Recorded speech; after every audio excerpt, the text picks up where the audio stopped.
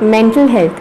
Doesn't this word sound like a word boo, where people actually start running away from this word?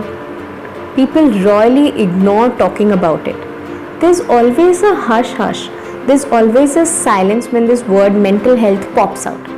This usually happens when you are unaware of something. It is also termed as fear of the unknown. Talking about mental health, you must have observed when people are going to the counselor, they make sure that nobody watches them. They don't want anyone to know that they are seeking professional help for mental health.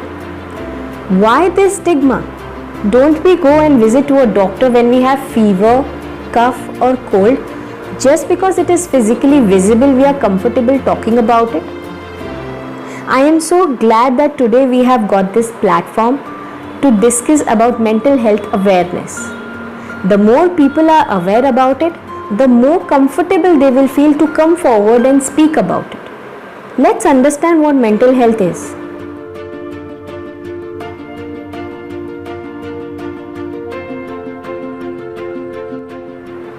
Mental health is as simple as your well-being. Don't we talk about art of living and a healthy lifestyle? Don't we focus on yoga and our physical health? As you work out in a gym for a better body, you can also work out for your mental health. You don't need to have a mental problem to work on your mental health. If you feel that you're facing any kind of difficulty as simple as a stress or anxiety, you can either consult a mental health expert or talk to anyone you're comfortable with.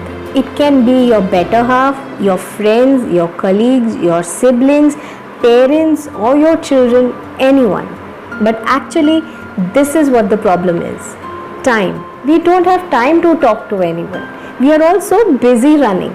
Either we are running after our problems or we are running away from our problems. Children don't have time to talk to their parents. Parents don't have time to talk to their children. Here, your effort can be an important contribution in the mental health. Be a good listener. Be available. If someone comes to speak to you, drop everything and listen to them.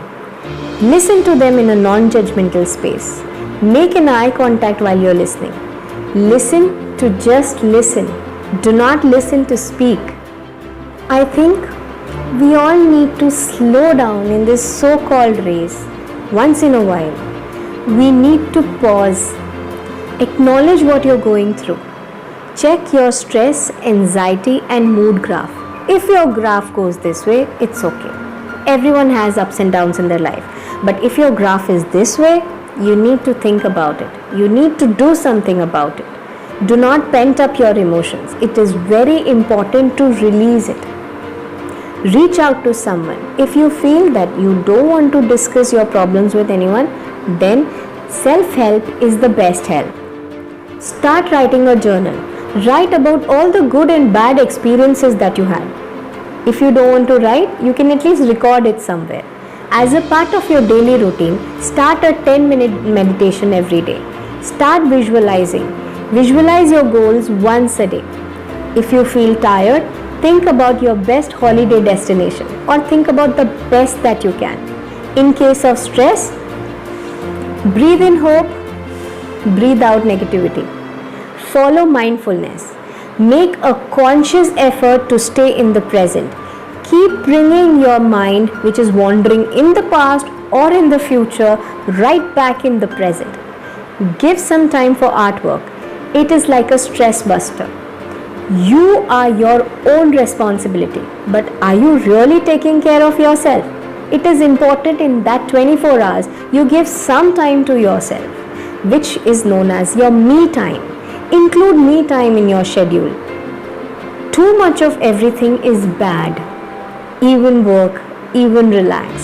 So keep the balance in your work, your activities, your responsibilities and your effort. Still, if you are unable to help yourself, we all are there to help you. Stay happy and keep others happy too. Thank you.